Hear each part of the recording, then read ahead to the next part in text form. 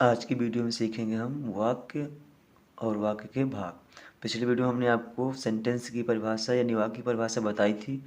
दो या दो से अधिक शब्दों के सार्थक समूह को वाक्य कहते हैं, जो कि हमने इसको इंग्लिश में भी बताई थी कि दो दो शब्द हों या दो से अधिक शब्द हों, वो मिलकर क्या बनाते हैं, एक शब्द बनाते हैं।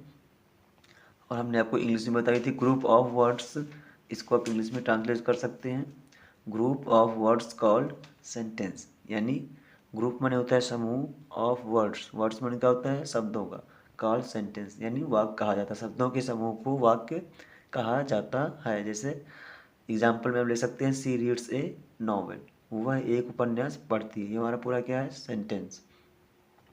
अब आगे इसको हम हल करेंगे सेंटेंस यानी वाक्य के भाग, वाक्य के कितने भाग होते हैं।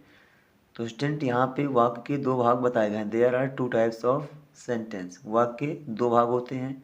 फर्स्ट है हमारा सब्जेक्ट, जिसे हिंदी में कर्ता बोलते हैं, और सेकंड है हमारा प्रेडिकेट, जिसे हम विधेय कहते हैं।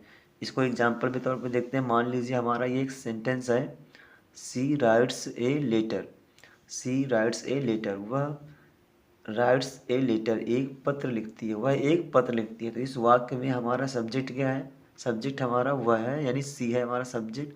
सब्जेक्ट के बाद शेष जो हमारा पार्ट बचता है वो हमारा क्या होता है, प्रेडिकेट यानी विधेय।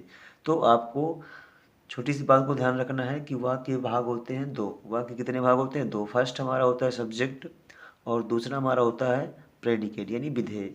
अगर सेंटेंस में आपको एग्जांपल देके पूछा जाए तो यहाँ पे आप कह सकते हैं सब्जेक्ट को छोड़कर शेष जो हमारा भाग बचता है वो हमारा किस में आता है, प्रेडिकेट में।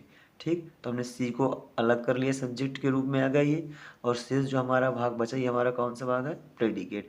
तो ये हमारा सेंटेंस और सेंटेंस के भाग होते हैं।